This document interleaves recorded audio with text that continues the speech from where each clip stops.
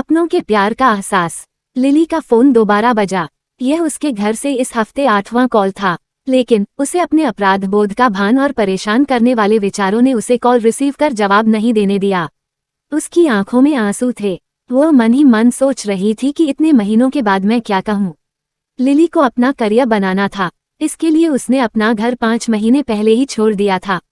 जब वह अपनों को छोड़कर शहर के लिए ऐसे गई मानो जैसे कोई पक्षी पिंजरे से छूटकर आकाश में उड़ान भरने निकली है। अपने छोटे शहर की जिंदगी को वो पीछे छोड़ चुकी थी। वह मेगा सिटी की चमक धमक में खो जाने को तैयार थी। मेगा सिटी में लिली के पहले कुछ हफ्ते एक रोमांच की तरह रहे। नए दोस्त व रिश्तेदार बनाना, नए स्थानों पर घूमना फिरना आदि। इतनी आज़ादी का एहसास उसे इससे पहले कभी महसूस नहीं हुआ था। नए जीवन की शुरुआत करने की सोच उसके भीतर इस कदर हावी हो चुका था कि इस चाहत में उसने अपने पुराने जीवन से पूरी तरह से खुद को किनारा कर लिया था। इस चाहत ने उसे अपने परिवार को अपने मन से दूर धकेल दिया था। मगर जैसे जैसे समय गुजरने लगा उसके नए शहर में नए जीवन का आकर्षण कम होने लगा था। उसे अपने जीवन में घर का मोल है, इस बात का एहसास होने लगा था।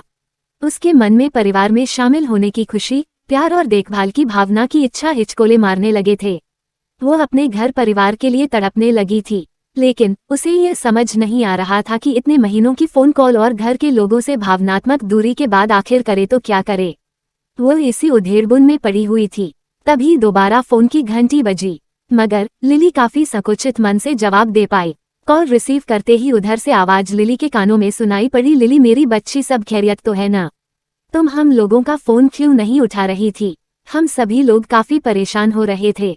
जब उसने अपने पिता की आवाज सुनी तो उसे दिलासा हुआ।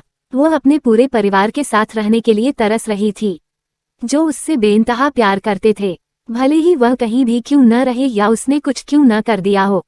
हर स्थिति में वह घर की लाडली थी। लिली ने फोन पर झिझकते हुए कहा, पापा, मुझे आप सभी की बहुत याद आती है। क्या मैं कुछ दिनों के लिए घर आ सकती हूँ? बिल्कुल, ये तुम्हारा ही तो घर है।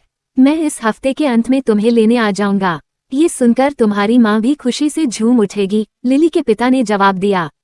क्या आप मुझसे मिलने के लिए पागल नहीं हो? मैंने शायद ही कभी आपको कॉल किया हो या फिर आपके फोन कॉल का जवाब दिया हो। मैंने आपसे हमेशा बहाना बनाकर बोल देती थी कि मैं व्यस्त हूँ, जबकि मैं खाली रहती थी। मुझे बहुत खराब लग रहा है, लिली ने अपने पापा से कहा। ऐसा मत सोचो, हम आपसे खफा नहीं हैं, बल्कि हम सभी को आप पर गर्व है, क्योंकि हर माता पिता अपने बच्चों के लिए यही करते हैं, लिली के पिता ने जवाब दिया।